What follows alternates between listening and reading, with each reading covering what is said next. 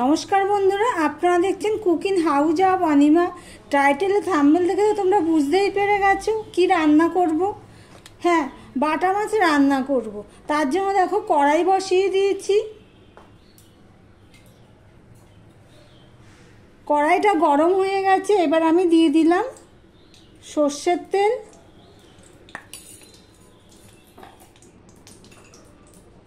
দিয়ে দিলাম একটুখানি নুন আর একটুখানি হলুদ। এখানে আমি বাটা মাছগুলো দেখো নুন হলুদ মাখিয়ে নিয়েছি ধুয়ে। এবার কড়াইয়ের গায়ে ভালো করে তেলটা আমি লাগিয়ে নিয়েছিলাম।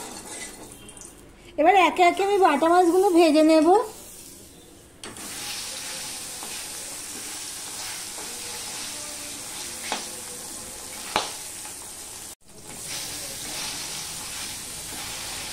মাছের এক পিঠটা হয়ে গেছে, আমি বেশি কড়া করে ভাজবো না, লাইট ভাবে ভেজে নেব।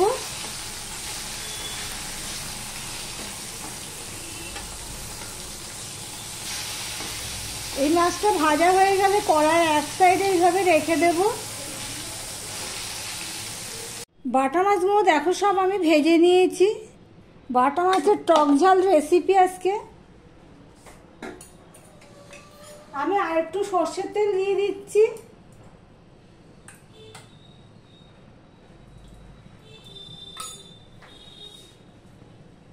সর্ষের তেলটা হয়ে গেছে।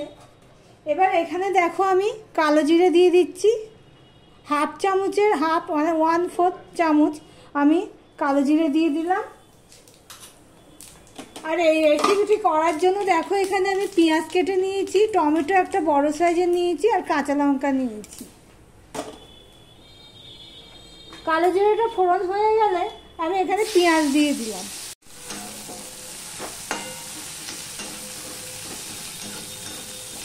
একটু নুন দিয়ে দেব।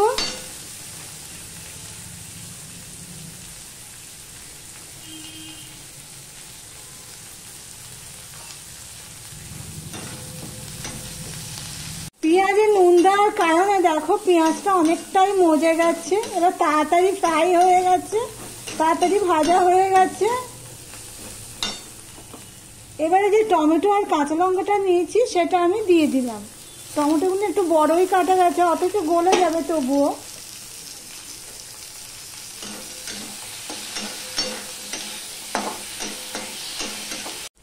দেখো টমেটোটা নরম হয়ে গেছে, ভেঙে ভেঙে দিয়েছি খুন্তি দিয়ে। এবার এর মধ্যে কিছু মশলা অ্যাড করব। হাফ চামচ হলুদ দিয়ে দিলাম, হাফ চামচ জিরের গুঁড়ো দিয়ে দিলাম, 1 চামচ ধনের গুঁড়ো দিয়ে দিলাম। আর যেহেতু এটা ঝাল হবে, টক ঝাল, সেই জন্য আমি 1 চামচ লঙ্কার গুঁড়ো দিয়ে দিলাম, ঝাল লঙ্কার গুঁড়ো। আর স্বাদ অনুযায়ী আমি নুন দিয়ে দিলাম। মাছ ভাজাতে নুন দিয়েছি, পেঁয়াজে নুন দিয়েছি, সেই জন্য সেই বুঝে আমি নুনটা দিয়ে দিলাম। এবার অল্প জল দিয়ে দিলাম, দিয়ে মশলাটা আমি কষাতে থাকবো।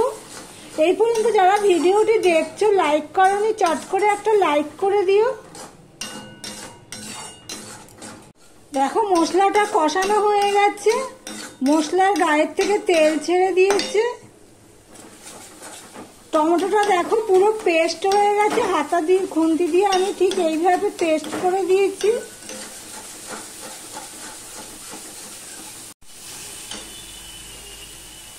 এবার এর মধ্যে আমি পরিমাণ মতন জল দিয়ে দিচ্ছি।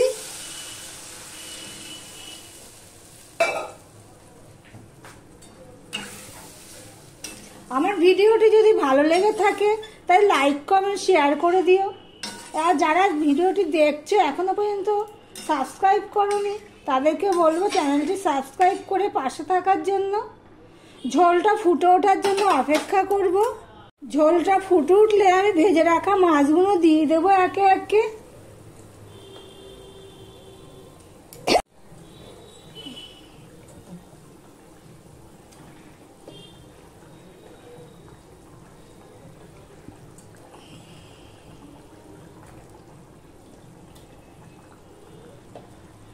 সব মাছগুলো আমি দিয়ে দিলাম।